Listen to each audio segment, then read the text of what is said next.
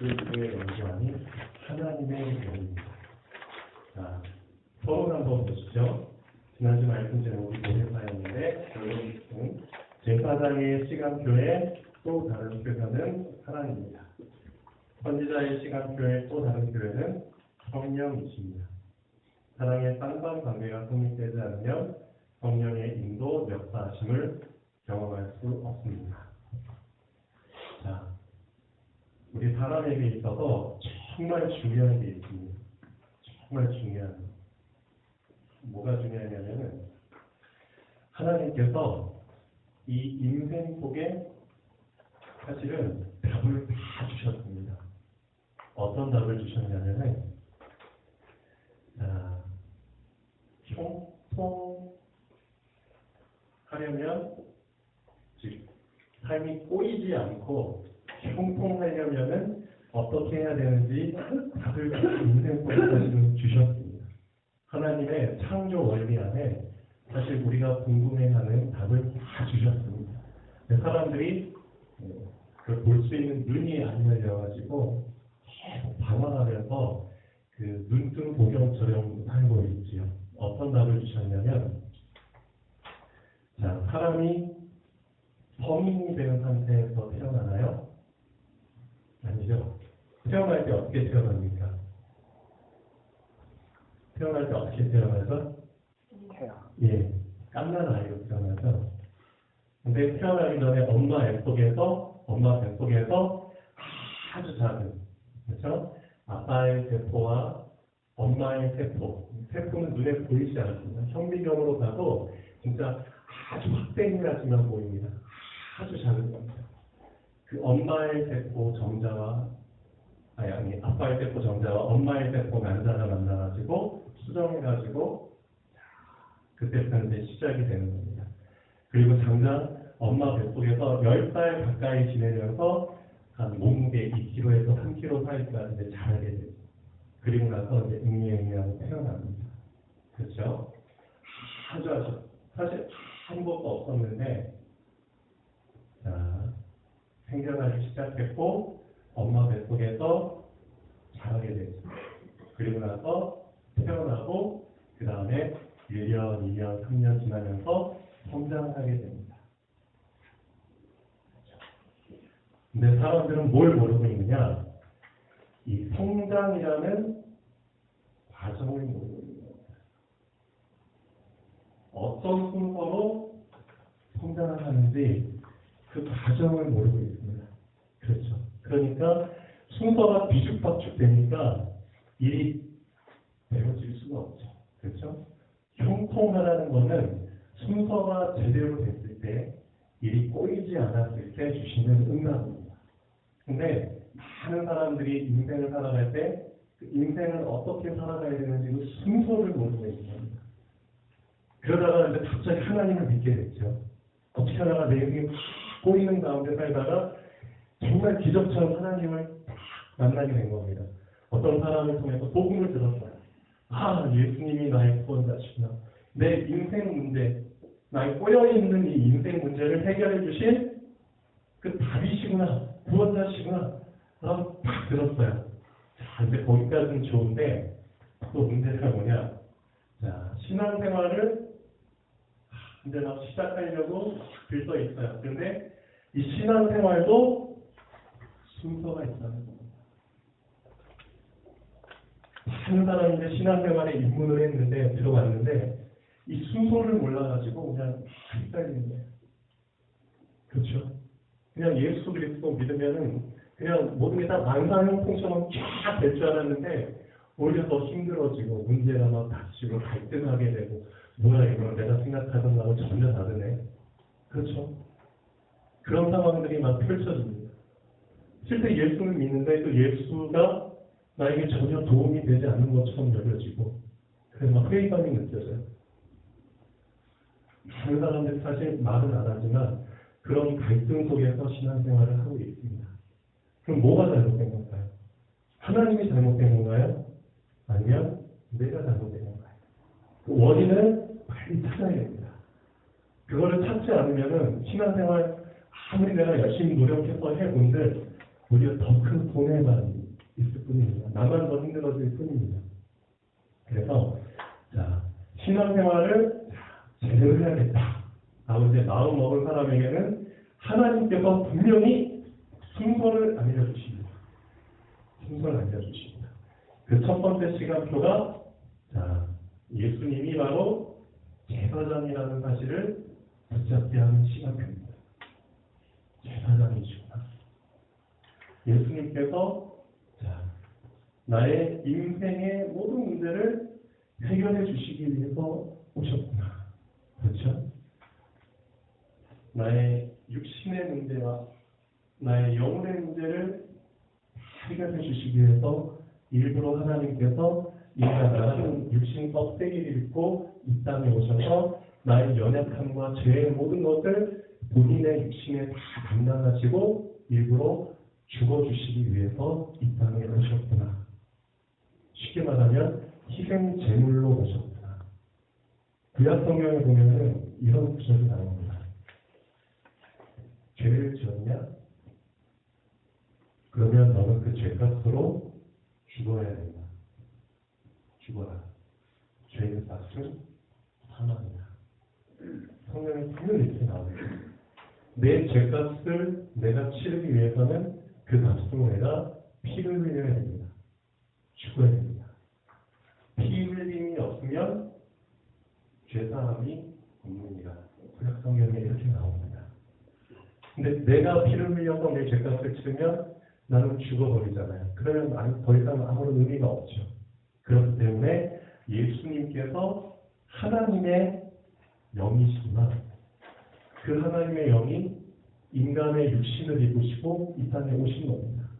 육신을 입고 오신 이유는 그 육신에 우리의 죄를 다 뒤집어 쓰기 위해 오신 겁니다. 즉 예수님께서 나의 희생 제물로 오신 겁니다. 나의 죄값을 대신 치르기 위한 제물로 오신 겁니다. 예, 그 사실을 붙잡는 시간표입니다. 아, 예수님이 제사장으로 오셨고 내가 뭐길래 하나님께서 친히 인간의 몸을 입으시고 이 땅에 오셔서 내가 뭐길래 그래서 제사장의 시간표에 우리가 꼭 붙잡아야 될 단어는 그게 바로 사랑이라는 겁니다. 예. 이게 바로 사랑이라는 겁니다. 그래서 신앙생활을 처음 시작하신 분은 여기서부터 시작하는 겁니다. 그렇구나. 나는 죽은 놈이었는데, 그렇죠? 나는 아무것도 모르고 당황하고 갈등하고 계속 죄만 짓고 남에게 도움이 되기는커녕 폐만 끼치고 내 자신만 힘들게 하고 그렇게 살다가 그렇죠? 죽을 수밖에 없는 그런 몸이었는데 그런 나를 위해서 예수님이 희생 제물로 오셨구나. 그리고 나에게 다시 한번 살 수 있는 그렇죠? 영원히 살 수 있고 나의 육신이 다시 한번 새 출발할 수 있는 기회의 문을 열어주신 분입니다. 그게 사랑입니다. 그래서 제사장의 시간표에서는 우리가 꼭 붙잡아야 될 단어는 사랑이라는 것. 자, 그 사랑을 많이 만끽한 사람은 자, 절대 교만할 수가 없습니다. 내 능력으로 나의 공로로 지금의 내가 있는 게 아니라는 걸 알기 때문입니다. 맞죠? 내가 잘나서 이 자리에 서 있는 게 아니라는 거죠. 내가 잘나서 돈을 많이 벌고 내가 잘나서 육신이 건강하고 내가 잘나서 능력이 있고 그게 아니라는 겁니다. 다 제사장 대신 예수님으로부터 시작했다는 것을 그렇죠. 그러니까 인정하게 되는 겁니다. 그 사람은 절대 교만할 수 없습니다. 항상 모든 공로를 하나님께 돌립니다. 그렇죠? 뭐 어떤 연예인들 시상식 할 때 이 모든 영광은 하나님께 돌립니다. 그 고백이 사실은 맞습니다. 지금의 나를 있게 한 것은 다 하나님의 사랑, 하나님의 은혜입니다. 그 사랑이 은혜로 표현이 된 겁니다. 그렇죠? 그래서 이 사랑과 은혜를 절대 놓치지 않는 시간표, 제사장의 시간표. 그 시간표를 절대 놓치지 않는 사람에게 하나님은 알고 계시죠. 아, 이 사람은 어떤 상황이 와도 절대 예수님이 제사장이라는 사실을 놓치지 않겠구나. 그럼 그 사람에게는 두 번째로 주시는 순서가 있습니다. 그렇죠? 인생이 형통할 수 있도록 그 다음 과정의 응답을 열어주십니다. 그게 바로 선지자의 시간표입니다. 아, 예수님이 선지자로 오셨구나. 자, 선지자의 뜻이 뭔가요? 구약시대 때 하나님의 말씀을 받아서 하나님을 모르는 사람들, 또 하나님을 잘 모르고 하나님의 뜻과 계획이 뭔지 모르는 이스라엘 백성들, 또 하나님을 믿는 사람들에게 하나님의 뜻이 뭔지를 하나님의 말씀을 정확하게 대신 전달해주고 백성들을 인도하는 역할을 했던 지도자였습니다. 선지자. 그렇죠? 장님들에게 뭔가 길을 제시해 줄 수 있는 가이드가 있다면 엄청 좋잖아요. 맞죠? 저도 가끔씩 길 가다가 횡단보도 앞에서 이렇게 딱 보면 이 사람 장님이구나라는 게 보이잖아요. 눈은 떠 있는데 뭔가 좀 공공이 안 맞고 눈 혼자가 막 하얗고 뭐 그런 사람들이 있어요. 근데 검은 안경 쓰고 있죠. 그리고 딱 보면 이제 지팡이 같은 거, 낚싯대 같은 지팡이가 이렇게 가요. 그런 사람들에게 정말 같이 함께 길을 안내해 줄 수 있는 사람이 있다면 얼마나 좋을까요? 그 역할을 하시기 위해서 오셨구나. 이 선지자의 시간표에 그 역할을 해 주시는 분이 바로 성령 하나님이십니다. 성령 하나님이십니다. 성령께서 괜히 영접한 사람 마음속에 괜히 들어오신 게 아닙니다. 안에 들어오셔서 뭘 해주시기 위해서 오셨나요? 함께 하시면서 이 험한 세상, 어둠으로 가득 찬 세상에 빛으로 인도하시고 보호해 주시고 하나님의 뜻을 이루기 위해서 들어오신 겁니다. 선지자 역할을 해주기 위해서 우리 마음속에 들어오신 겁니다. 누구에게? 이 제사장의 시간표를 하나님의 사랑과 은혜를 붙잡고 항상 하나님을 의지할 마음에 준비가 되어 있는 사람입니다. 그렇죠? 그 사람을 인도하시기 위해서 사실은 들어오신 겁니다. 자, 그 서론의 이론 한번 보시죠. 이런 얘기가 있습니다. 한 나라가 있었는데요. 이 나라의 이름은 이기주의라는 나라입니다. 이기주의. 무슨 뜻이죠? 자기만 아는, 그렇죠? 자기만 아는 사람들로 구성된 나라입니다. 그러니까 이 나라 사람들은 어떨까요? 정말 그냥 모든 걸 다 자기 중심적으로 생각하기 때문에 힘들겠죠. 정말 힘들 것 같아요. 그렇죠? 다 자기 욕심을 이루기 위해서 살기 때문에 경쟁할 수밖에 없죠. 그다음 누군가를 희생시켜서 내가 그 사람의 희생을 밟고 올라가야 되기 때문에 항상 피곤한 삶을 살겠죠. 그러다 경쟁에서 만약에 뒤처지거나 경쟁에서 패하면 어떻게 돼서 완전히 패배자가 되는 겁니다. 패배자가 돼서 딱 쓰러져 있는데 아무도 그 사람을 보고 일으켜주지 않아요. 왜냐? 이기주의로 가득 찬 나라니까. 오히려 그 사람이 쓰러져 있는 것을 보고 더 좋아해요. 왜냐? 일어나지 마. 너 일어나면 또 나한테 방해만 돼. 넌 나의 경쟁자니까 차라리 그냥 패배해서 쓰러지면 일어나지 말고 죽어버려. 그런 나라예요. 그런데 자, 길거리에 이제 많은 사람이 막 쓰러져 있어요. 그 다음에 막 죽어가는 거예요. 근데 거기에 어떤 한 사람이 딱 나타나는 겁니다. 근데 그 말을 하기 전에 이 나라에는 어떤 정설이 있냐면은 이런 정설이 있어요. 어떤 곳에 가면은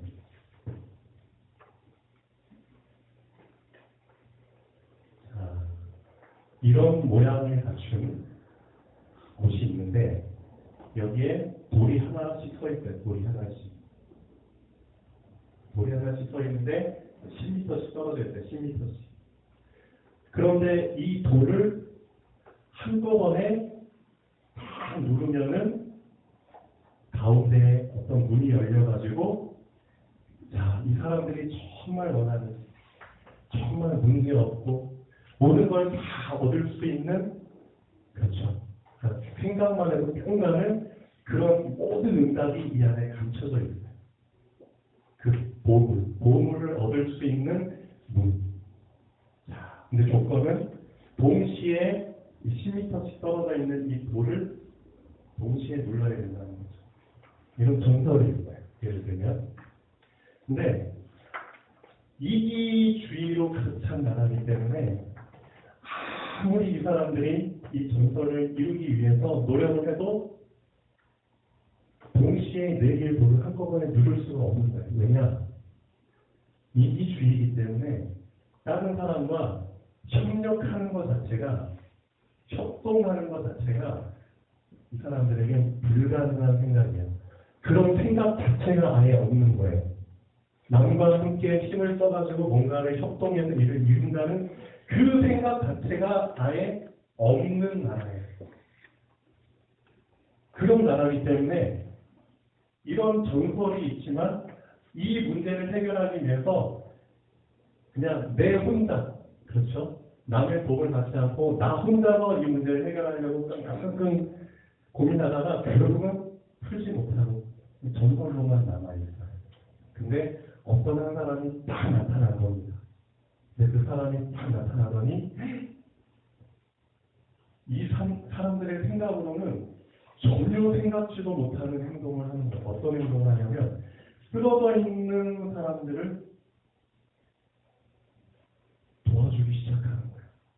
피 흘리고 막 이렇게 쓰러져가지고 막 기진맥진한 사람에게 물도 먹여주고 먹을 것도 주고 상처도 치료해주고 한 사람 한 사람씩 도와주기 시작하는 거예요. 이 이기주의라는 나라에서는 한 번도 그런 얘기가 없었어요. 그러니까 사람들 막 깜짝깜짝 놀라는 거예요. 그래서 이 사람이 자 이렇게 쓰러져 있는 사람들을 한 명 하나씩 살리면서 자 이제는 힘을 얻으니까 자 같이 데리고 다니기 시작하는 거예요. 그러다가 짜잔 이 장소에 와가지고 그 정설의 장소에 와가지고 자 이 사람이 여기 딱 서 있고 나머지 3사람에게 서 있어서 딱 얘기를 해요. 그리고 나서 동시에 한번 눌러보자. 동시에 딱 눌렀어요. 그러니까 진짜 가운데 문이 열리더니 정말 모든 것이 다 모든 응답이 있는 그 세계로 들어가는 입구가 열리는 거예요.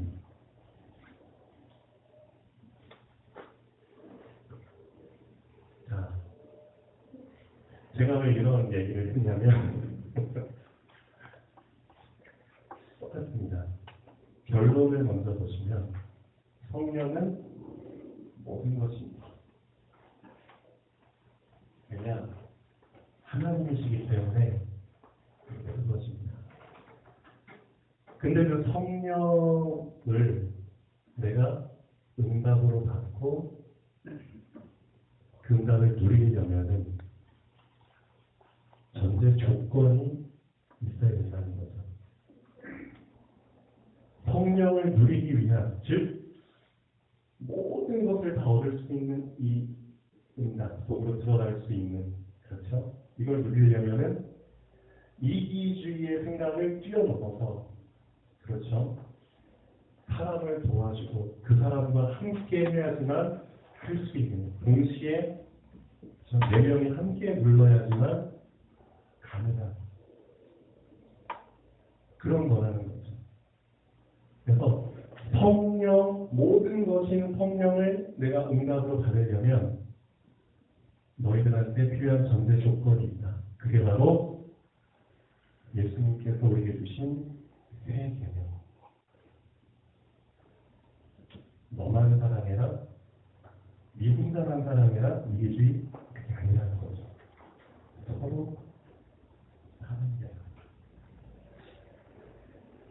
이 조건을 충족해야지만 모든 것을 너는 누릴 수 있다는 겁니다.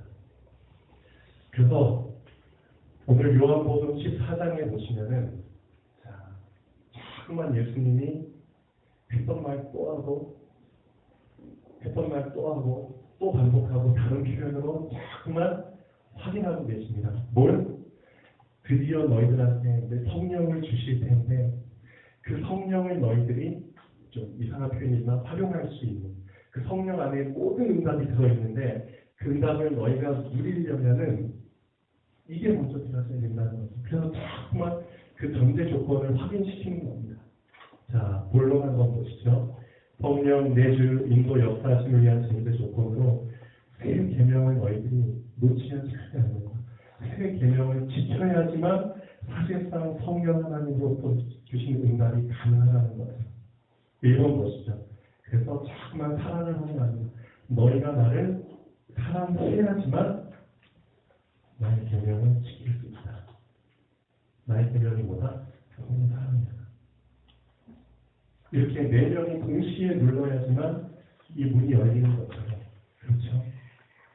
근데 어떻게 보면 지금 이 시대에 하나님께서 정말 모든 사람들은 마음속에 이기적인 마음이 들어있어요. 나만 성공하면 돼. 그 마음이 깔려있죠. 어둠이기 때문에 어쩔 수 없어. 당연한 생각입니다. 어둠은 자기만 생각하죠. 거기에 빛으로 오셔서 전혀 다른 생각을 이제는 퍼뜨리기 시작하신 겁니다. 이기주의로 가득 찬 세상에 사랑이란 이타주의적으로 그 생각을 퍼뜨리시기 시작한 겁니다. 자, 한번 보시죠. 2번. 나의 계명을 지키는 자라야 나를 사랑하는 자다. 그러니까 반대로 이제 바꿔서 표현하신 겁니다. 너희가 나를 사랑하면 내 계명을 지킬 텐데 내 계명을 지키는 자라야 나를 사랑하는 자다. 또 3번. 사람이 나를 사랑하면 내 말을 지킬 거야. 또 바꿔서 표현하죠. 나를 사랑하지 않으면 내 말을 지키지 않을 거야. 이런 반복적인 표현을 여러 번 하십니다. 근데 그 이유가 있습니다. 왜? 사랑을 절대 놓치지 말아야 되는 이유가 있기 때문입니다. 너희가 이 사랑을 놓쳐버리면 사실상 성령을 너희들한테 응답으로 주셔도 그 성령께서는 너희 안에 거하시기만 하실 뿐이지 실제 너희들이 성령 모든 것인데 그 응답을 누릴 수도 없고 혜택을 받을 수도 없다. 그걸 아시기 때문에 정말 그 모든 것 되시는 응답을 그냥 무용지물로 그냥 갇혀 계시다가 그렇죠? 그럼 정말 안타까운 거잖아요. 그래서 정말 성령 하나의 모든 걸 누리려면 이걸 놓치면 안 됩니다. 사랑이다. 근데 조건은 너희가 나를 사랑해야지만 내 계명을 지킬 수 있다는 거죠. 그리고 내 계명을 지키는 자가 나를 사랑하는 자라는 것을 하나님이 확인하신다는 거죠. 말로만 사랑하는 게 아니라 실제 정말 하나님을 사랑하는 자는 서로 사랑한다는 거죠. 그런 반복적인 표현을 계속 하고 계십니다. 자, 근데 서로 사랑한다는 말을 자 예수님의 인도 방법으로 다시 한번 해석할 수 있습니다. 자, 순서가 중요하다고 했죠. 예수님이 이 땅에 오셔서 우리 아무것도 모르는 사람들을 인도하신 방법이 있습니다. 우리도 그 방법을 기억하고 인도받으면 참 좋겠죠. 자, 먼저 우리를 불러주셨다는 겁니다. 부르심. 선택하셨다는 겁니다. 그렇죠. 내가 인생 살다가 정말 하나님께 선택받을지 전혀 몰랐잖아요. 근데 여기 있는 분들은 다 선택받았다는 겁니다. 자, 그리고 나서 두 번째. 그 선택한 사람들과 함께 하셨다는 겁니다. 예수님. 12명을 선택하시고 3년 반 동안 함께 하셨죠. 그렇죠? 동거하셨다는 겁니다. 똑같습니다. 지금 우리도 예수 그리스도의 복음을 듣고 그 사람 마음속에 성령께서 영으로 동거하고 계십니다. 똑같습니다. 자, 동거하시면서 예수님이 뭘 해주셨느냐? 아무것도 안 한 게 아닙니다. 모범을 보여주셨다는 겁니다. 어떤 모범을 보여주셨냐면 바로 사랑을 보여주셨다는 겁니다. 내가 너희를 사랑하는 것 같이. 함께 하시면서 사랑을 자꾸 보여주신 겁니다. 사랑의 표현들. 사랑하기 때문에 병자를 고쳐주시고, 그렇죠? 사랑하기 때문에 죽은 자를 살려주시고, 사랑하기 때문에 귀신을 쫓아주시고, 사랑하기 때문에 그 사람이 힘을 얻을 수 있도록 말씀을 주시고, 사랑하기 때문에 눈을 열어주시고, 다 사랑하기 때문에 저 사랑을 보여주시는 겁니다. 그리고 네 번째, 과연 너희들이 나의 사랑을 많이 받았을 텐데, 그리고 내가 너희를 사랑하는 것을 이제 알았을 텐데, 그렇죠?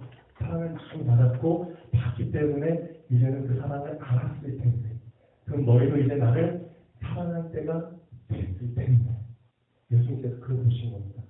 아, 여러분 이제 하명상 영상이가 나의 사랑을 많이 받고 있구나. 그럼 이제 영상이도 나를 이제 사랑할 시간표가 됐겠구나. 아마 마음속에 이런 생각이 꿈틀꿈틀 거리고 있을 거야. 아, 나도 주님을 위해서 뭔가 하고 싶다. 정말 사랑을 받았는데 그냥 먹고 그냥 쩌더마우스 그냥 모른 채 하는 게 아니라 나의 사랑을 주님께 보답하고 싶다. 그런 생각이 나의 시간표가 혹시 되지 않았을까 해서 예수님께서 그 다음 시간표에 정말 내가 순종하는지 안 하는지를 확인하는 겁니다. 일을 한 번씩 지켜보는 겁니다. 근데 만 얘가 순종 안 하고 그러면 아직은 시간표가 아니구나. 아직은 좀 더 사랑을 많이 받아야겠구나. 아직은 시간이 좀 걸리겠구나. 자, 예수님도 12제자를 훈련시키실 때 이런 과정으로 훈련을 시키신 겁니다. 그래서 제자들 중에서 몇 명한테 이런 일도 맡겨보고 저런 일도 맡겨보면서 그 사람이 지금 얼마나 사랑을 받고 사랑을 소화하고 있는지 사랑이 생겨났는지를 확인하시면서 순종을 한 번씩 보시는 거죠. 얘는 이 정도까지 순종할 수 있겠구나. 얘는 아직도 안 되겠구나. 그러다가 정말 순종을 통해서 준비가 된 자에게는 그 다음 시간표를 맡기십니다. 뭐냐면은 예수님이 하셔야 될 일인데 대신 위임하는 겁니다. 엄청난 거죠. 그렇죠? 대통령이 본인이 직접 못 가니까 대통령의 이름으로 다른 나라에 누군가를 파견하죠. 그 사람들이 누구죠? 대사죠, 대사. 그렇죠? 대사들을 파송합니다. 직접 그 나라에 갈 수 없으니까. 그 대사들은 대통령의 이름으로, 그렇죠? 국가의 이름으로 그 나라에서 우리나라 사람들 보호하고 외교적인 업무를 처리를 하는 겁니다. 그렇죠?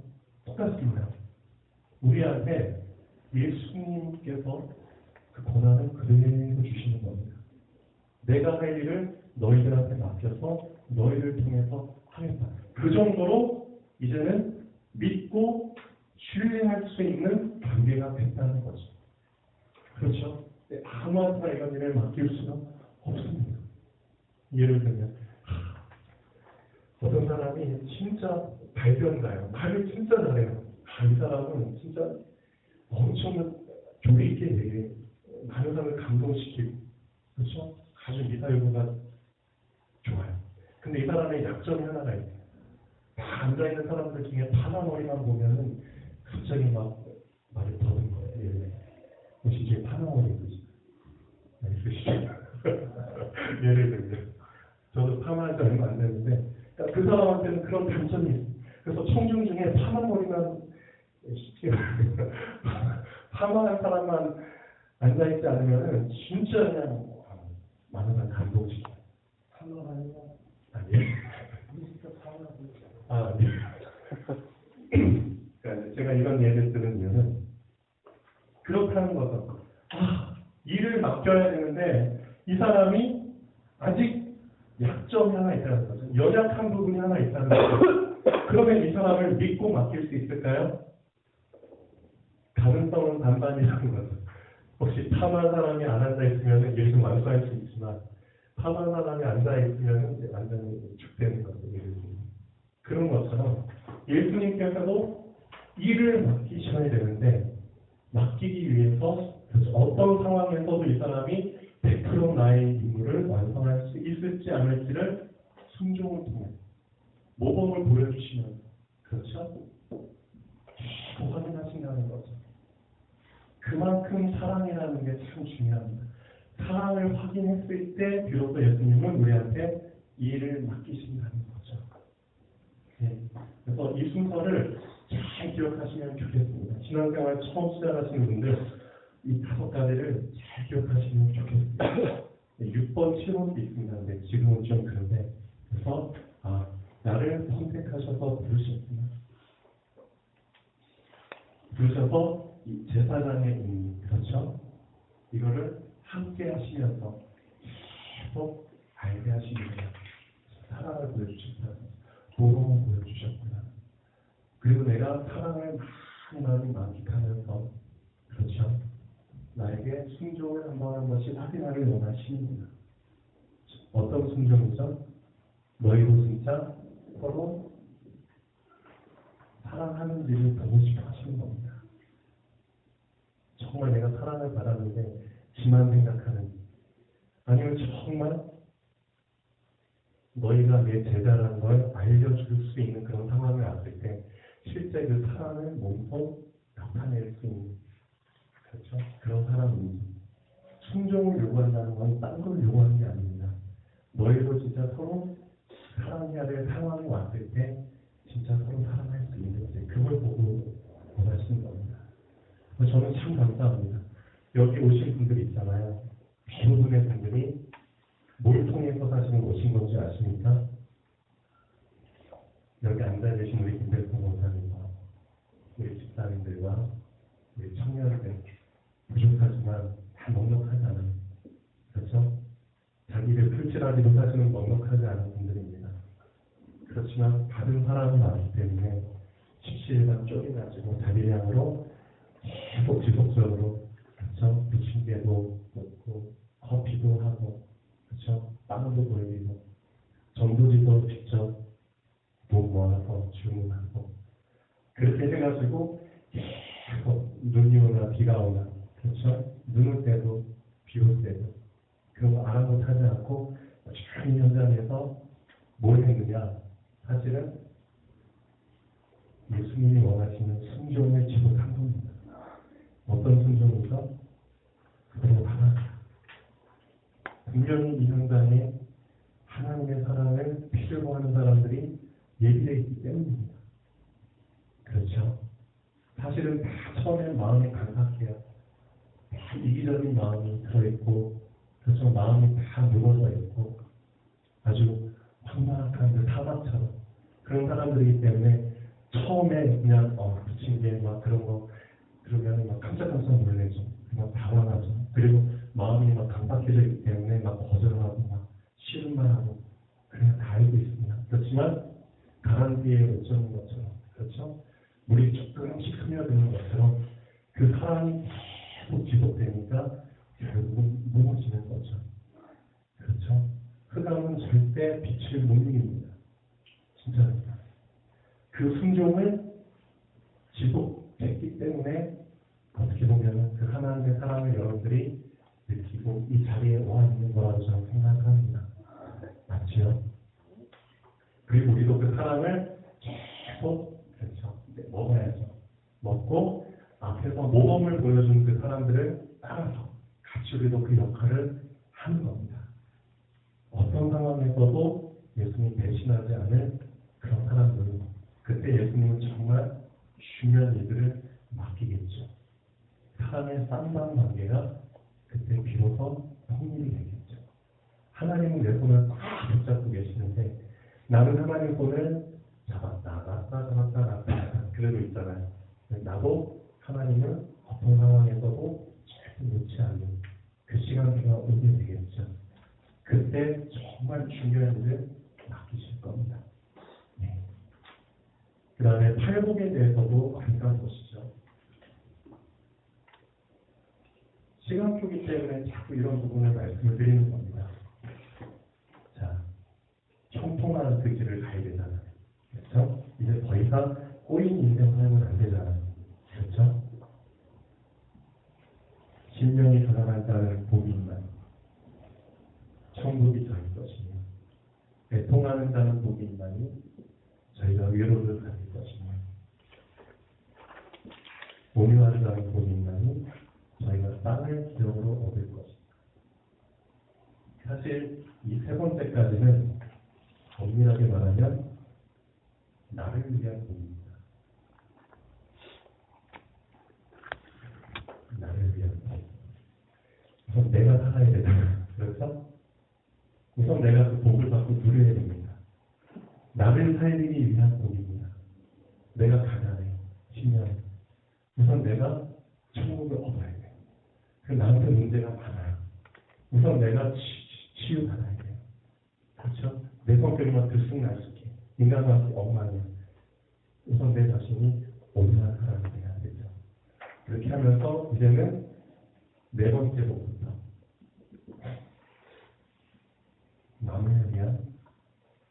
남을 살리기 위한 복을 누리게 됩니다. 긍휼이 여기는 사람 복입니다. 그렇죠? 그 긍휼이 여기는 사람, 결국 긍휼이 여기는 사람한테 뭘 하죠? 서로 사랑을 나타내게 됩니다. 내가 긍휼을 받았기 때문에 그 긍휼을 주게 됩니다. 그게 서로 사는 사람. 그 사람에게는 하나님이 주시는 축복이 있습니다. 하나님을 볼 것이요. 그 다음에 주시는 복입니다. 마음이 청결한 자는 복이 있나니 저희가 하나님을 볼 것입니다. 네, 성경에서는 분명히 이렇게 말을 하고 계십니다. 큰 2번에 보시면 21절에 한번 보시죠. 나의 계명을 지키는 자라야 나를 사랑하는 자니 나를 사랑하는 자는 내 아버지께 사랑을 받을 것이요 나도 그를 사랑하여 그에게 나를 나타내리라. 아멘. 그렇죠? 긍휼히 여기는 자, 즉 사랑을 나타내는 자에게는 나도 그를 사랑하여 그에게 나를 나타내리라. 팔복에서도 긍휼히 여기는 자의 복을 누리는 자에게는 그렇죠. 하나님을 볼 수 있는 복을 주십니다. 그게 순서입니다. 그래서 이 팔복의 순서 한번 잘 보시고요. 큰 1번, 성령 내주인으로 역사하시기 위한 전제 조건인 새 계명을 정말 놓치지 않는 사람은 두 번째 시간표에 들어갑니다. 전제 조건을 충족했을 때 주시는 응답, 바로 모든 것을 주신다는 거예요. 성령 하나님을 이렇게 비로소 너희는 이제 우리 자격이 있어, 다른 자격이 있어. 그래서 1번, 또 다른 보혜사를 너에게 주사 영원토록 너희와 함께 있게 하실 것이다. 약속을 주셨죠. 근데 그는 진리의 영이라는 거죠. 진리. 그래서 비진리는 절대 알 수도 없고 받을 수 없는 진리의 영이라는 거죠. 이기주의는 절대 알 수도 없고 볼 수도 없는 이타주의처럼. 그렇죠? 똑같습니다. 이 비진리로 가득 찬 세상은 절대 알 수도 없고 볼 수도 없고 이해할 수도 없는 진리의 영이라는 거죠. 이 세상은 성령을 볼 수가 없고 알 수도 없습니다. 근데 너희는 그를 알았고 또 보았느냐. 왜? 나를 통해서 너희는 이제는 이기주의가 아닌 이타주의. 그렇죠? 나를 통해서 너희는 비진리가 아닌 진리를 알았기 때문에, 나를 통해서 이제는 사랑을 알았기 때문에, 그래서 너희는 이제 그 성령이 오실 텐데 그 성령을 알았고 보았습니다. 그렇게 말씀하고 있습니다. 그래서 세상과 너희의 다른 점이 그거라는 거죠. 19절에 너희는 나를 보리니 조금 있으면 세상은 다시 나를 보지 못할 것인데. 그렇죠? 왜냐, 조금 있으면 예수님은 하늘로 올라가십니다. 고난 받으시고 죽으시고 부활하셔서 하늘로 올라가시는데 또 조금 있으면 너희는 나를 보리니. 자, 성령으로 다시 임하신다는 거죠. 그리고 그에게 나를 나타내리라. 마음이 청결한 자는 복이 있나니 그들이 하나님을 볼 것이며. 자, 6번 정말 중요합니다. 모든 것 되시는 성령께서 우리에게 오셔서 드디어 우리가 할 수 없는 부분, 막막한 부분들을 이제 대신 하시기 시작합니다. 뭐죠? 그가 너희에게 모든 것을 가르쳐 주실 것이다. 야, 진짜 든든한 백그라운드죠. 그렇죠? 인생 살 때 우리가 무지한 게 너무 많잖아요. 그래서 호세아서 4장 6절에 보면 이런 말씀이 있습니다. 내 백성이 지식이 없어서 말하는 거다. 그렇죠? 그렇죠? 하나님을 아는 지식이 없어서도 많았지만 저 세상을 모르기 때문에 세상을 아는 지식도 없어서 많은 겁니다. 영적인 지식이 없어서도 많하고 육신적인 지식이 없어서도 많합니다. 그러나 영적인 것과 육신적인 것을 다 주관하시는 성령께서 너에게 모든 것을 가르쳐 주신다고 말씀하십니다. 엄청나죠? 모든 것입니다. 그리고 그분이 그때에 맞게 적재적소에 따라서 깨닫고 생각나게 해주십니다. 너무 절묘한 응답들을 주신다고 말씀하십니다. 그래서 성령은 사실상 우리에게 모든 것입니다. 모든 응답입니다. 내 응답은 아무나 누릴 수 없습니다. 누구나 누릴 수 있다? 첫 번째 전제조건, 제사장의 시간표를 놓치지 않고 이 세 개념이 서로 사랑하라. 이거를 절대 놓치지 않은 사람만이 성령하는 모든 것을 누릴 수 있습니다. 아무리 많은 교회에서 설교에서 성령 불받아라. 아까 찬양 불렀죠. 주여 성령의 은사들을 오늘도 내려주셔서 해본들 미안하지만 그럴 수 없습니다. 우리 감정에 따라서 좌지우지 되시는 분이 아닙니다. 자, 결론 보겠습니다. 성령은 모든 것이십니다. 그래서 모든 것을 받은 자는 언제 모든 것을 누릴 수 있습니까? 새 개념을 붙잡을 때 모든 것을 누릴 수 있습니다. 그래서 절대 사랑을 놓치면 안 됩니다. 왜냐? 사랑을 놓치면 다 놓치는 겁니다. 왜냐? 하나님은 사랑이시야. 그렇죠? 사랑을 놓친다는 건 하나님을 놓친다는 겁니다. 인간적인 사랑 얘기하는 게 아닙니다. 성경에서 말하는 사랑을 얘기하는 겁니다. 서로 사랑하려면은 그 사람은 예수님의 사랑을 알아야지만 할 수 있는 사랑입니다. 그렇죠? 인간으로부터 나온 사랑을 얘기하는 게 아닙니다. 하나님으로부터 나온 사랑을 얘기하는 겁니다. 그래서 그 사랑을 놓치지 않았을 때 모든 것, 성령 하나님을 누릴 수 있습니다. 자, 기도하겠습니다.